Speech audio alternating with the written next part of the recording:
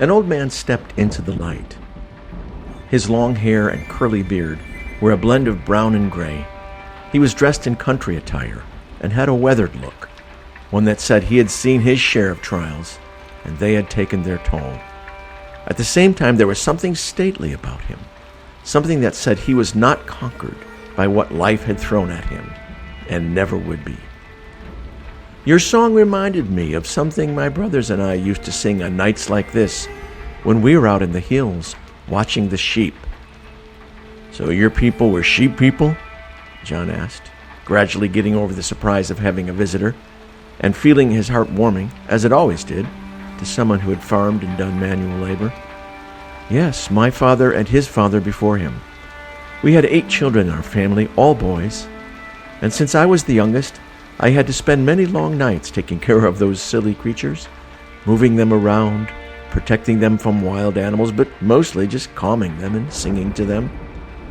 The stranger paused as if remembering something from long ago. I complained a lot, but there was something about being alone with our flocks under the stars that I never found anywhere else. You know, you can learn a lot from sheep. We never had sheep, but I've got cows, said John. They're off in the next pasture.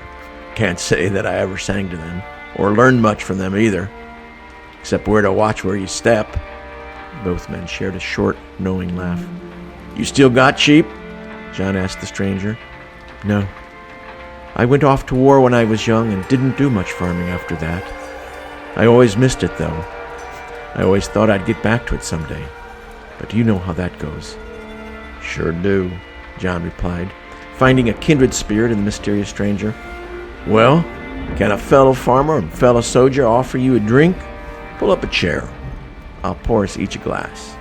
This, Johnny held up a bottle, was a gift from my neighbor down the road, made from his own grapes. Neither said anything as they sipped their drinks and watched the lightning, now moving away towards the south. Much thanks, said the man as he finished off his glass and set it down. I've always said that God gave man bread to strengthen his heart and wine to gladden it. The man held out his hand. My name is David. As the 2 men clasped hands, John felt power flow into him. Like a mix of electricity and fire, it ran up his arm and sank deep into his heart.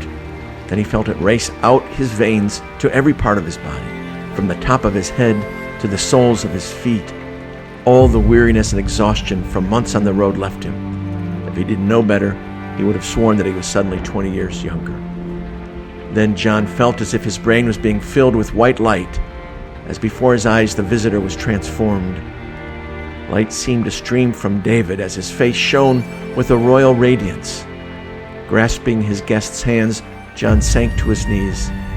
Shaking and unable to speak, he knelt there, his head bowed, never letting go. As the power flowed around him, he understood who the visitor was. Unable to raise his head, John whispered, I am a man of unclean lips, and I live in a world of darkness. I am not worthy. David, son of Jesse, God's anointed, King of Israel. End of part 2.